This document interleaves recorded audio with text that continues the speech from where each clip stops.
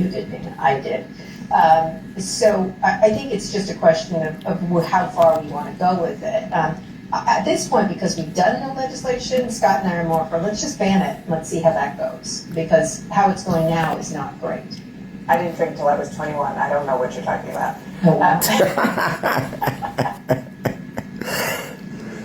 We have much more on Dana Bash's conversation with Kara Swisher up next, including the Republican Party after Trump. Want to hear something great? Actors on Actors, now streaming on CNN. One-a-day women's multis are made for your...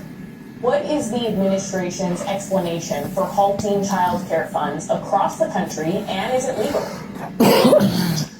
Well, Laura, the Department of Health and Human Services is pinning the blame for this child care funding freeze on the states themselves, writing in a statement, quote, "The onus is on the state to provide additional verification, and until they do so, HHS will not allow the state to draw down their matching funds." But, Laura, how legal this is from HHS is in question. We've been reaching out to legal experts who tell MS Now that the Trump administration has no authority to abruptly cut off funds to the state. Instead, they say the proper process includes notifying the state of noncompliance, which leads to an administrative hearing, and ultimately, if fraud is uncovered, the state would need to refund the federal government for any amount that was misspent. And Laura, if you're picking up on a recurring theme here from the Trump administration, that's because there is one. This second iteration of the Trump presidency is making a habit of big, brash policy moves or announcements and then dealing with the legal